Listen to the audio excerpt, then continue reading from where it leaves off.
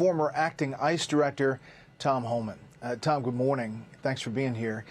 You know, these numbers that Bill is talking about are just staggering. I know you've heard them, you've dealt with them, but in December, if you look at the fiscal year 2021, 2022, 2023, look at these numbers. 235,173 in fiscal year 23 compared to those past 3 years. That is staggering. And how do you put, that to words?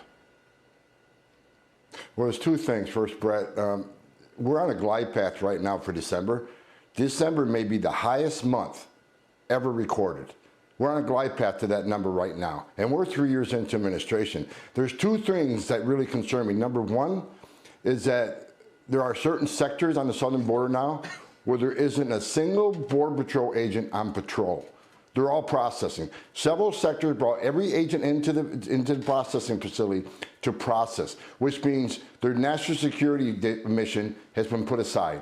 That's going to mean more fentanyl getting across the border, more bad people, more sex trafficking women and children, those that don't want to be caught. The second thing is I talked to several agents last week in Texas.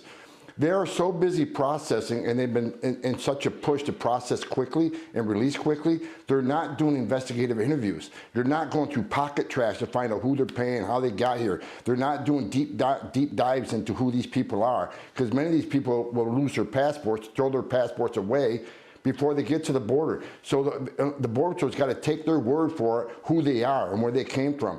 And this has caused a whole new national security crisis. So because of the surge, the job isn't being done, and this country's at great risk because we don't know who these people are. We don't have time to deep dive into an investigation. Well, to your point, the other graphic I wanted to put up is the terror watch list numbers. And just over the past 3 years, there's more than 200 that we've seen on the terror watch list. And part of that is this screening that you're talking about. Yeah, because each Border Patrol agent is trained very well how to recognize when someone's lying to them and to look at, like I said, back when I was an agent, look at the pocket trash, look at the information in their pockets and try to make sense of it. And terrorist screening database is only as good as the data we have. For instance, there are a lot of terrorists in this world that have no record unless they've been captured in a criminal investigation or a Title III wiretap, or unless they were encountered on the battlefield by a soldier. There's no record of them. So, that's why we need an investigative interview, which is not being done. So there are thousands of people entering this country that come from countries that sponsor terror. 171 countries. And some of these countries sponsor terror. And as you said, 227 just on the southern border last fiscal year. At the same time, 432 on the northern border. Again, I've said 1,000 times, this is the biggest national security failure I've seen since 9/11. We're talking about almost 12,000 a day now, and just in the past couple of weeks. Jay Johnson, former Homeland Security Secretary, said if he saw 1,000 coming across a day, it was a bad day.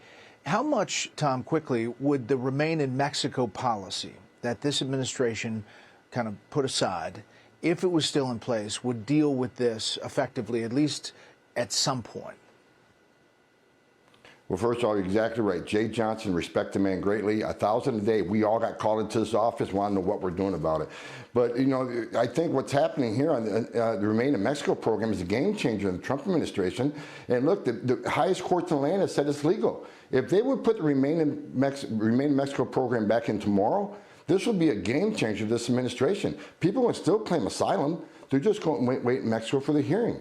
It worked for the Trump administration. People stopped coming. People stopped selling everything they had to pay the cartels only to come to the country and be removed. So it was a game changer, and I've said it for a year and a half. Put it back in place. Secure the border and do your job. It makes sense, and we've proven it's effective.